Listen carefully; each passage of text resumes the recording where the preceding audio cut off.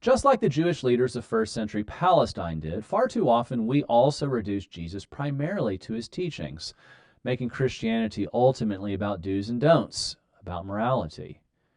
And yes, Christianity is about morality, but in surprising ways. So when one of the teachers of the law approaches Jesus, recorded in all three of the synoptic gospels, asking what the greatest commandment is, we also tend to approach Jesus the same way, wanting to know where the boundary is. Tell me how to live. What am I supposed to do? And not out of true curiosity, wanting to know what Jesus has to say to us, but primarily because we're making what he has to say about us, trying to make sure that we put ourselves and how we live and what we gain out of it in the center. And yet, Jesus says, quoting very dutifully as a Jewish man from the Shema, from Deuteronomy, that the greatest commandment is to love God with the totality of who we are, with our hearts and our minds and our strength, to love him perfectly. And he adds to that, saying that a second is likened to it, you shall love your neighbor as yourself.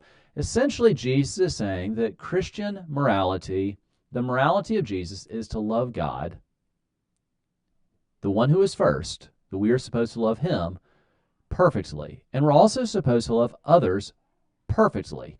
That's what Jesus has to say to us. Now, the reason why I think that this is a profound worldview statement is not just about morality. Now, that does come into effect.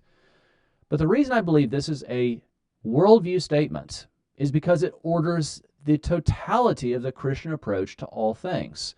Because if I'm supposed to love God and others perfectly, that does affect the way I view things. It does affect the way I view people.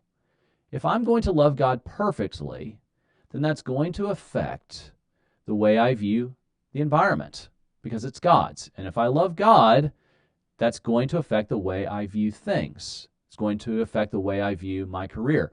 That God is first, not me, because that's what it would look like to love him with my heart and my mind and my strength, with the totality of myself.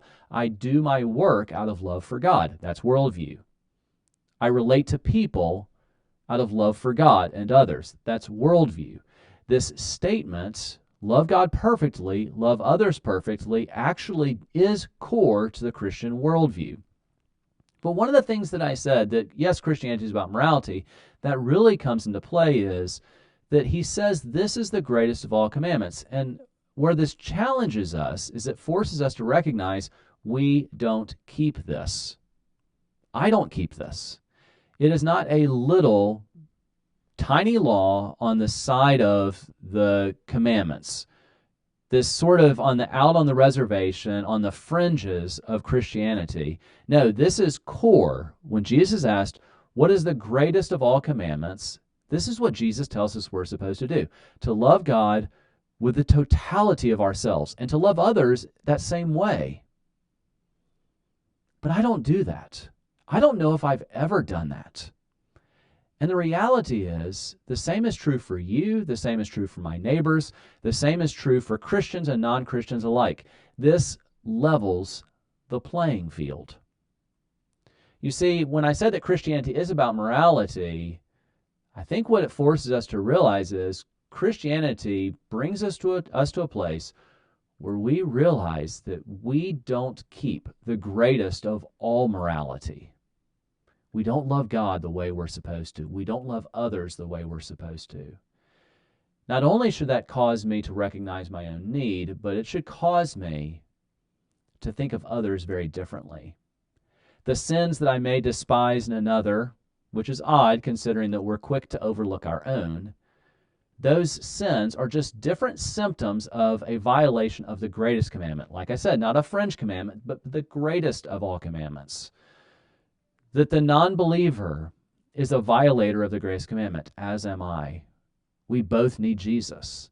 The difference is not that somehow my morality is greater than the non-believers. It's that in God's great mercy, he's revealed himself to me. And even after having revealed himself to me, even after having brought me to himself in faith, I still don't keep the greatest commandment. I don't love God as I ought. I don't love my neighbor as I ought. That should bring about great compassion. It should bring about great mercy for others. It should bring about great gratitude. That would be core to a Christian worldview. We live, first of all, in hope to love God as we ought, to see things through that love of God, to see people through the love of others, but also in recognition of the gospel. The gospel, good news, because I don't keep the greatest commandment. I am in deep need of God because I haven't just violated some kind of fringe sin. I am a daily violator of the greatest commandment in myriad ways. When I sin consciously, subconsciously, sins of omission, sins of commission, in one way or another, they're just breaking the greatest commandment. That's what they are.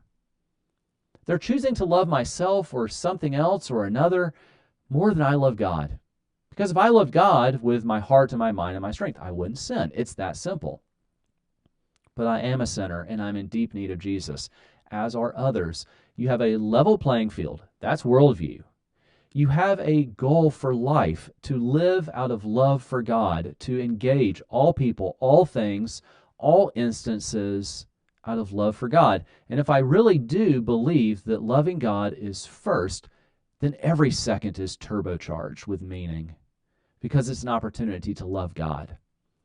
You see, even here in this greatest commandment, it gives me both a recognition of how I'm supposed to live, but the gospel, it pierces into that for those many times when I don't live the way I'm supposed to live. It comes crashing in because we're all violators of the greatest commandment. That's why the gospel is good news. To recognize that I do know how I'm supposed to live, and it's a big deal. It's the greatest commandment. And yet, Christ has come. He has come to accomplish what I cannot on my behalf, to give me his righteousness, to take my sin. That's why it's good news.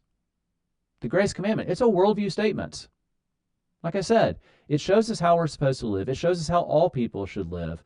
But it also begins to give us the great confidence for those times when we don't, that there is hope. There is hope because Christ has come. The greatest commandment should not cause us to look down on others because somehow we fool ourselves into thinking that we do it. We don't. It should bring us to a place of great humility. Yes, it does give us an objective for how to live, but far more than that, it should make us humble and grateful because we haven't, but Christ has. And that's why his great gospel is truly good news. Thanks so much for listening to our show. If you like what you heard, subscribe, leave us a comment, or share with a friend. To find out more about Renew Education, visit our website at www.renew-education.org. Watch us on our YouTube channel for various podcast episodes, YouTube shorts, and Worldview brieflies. And you can listen to our show wherever podcast episodes are found.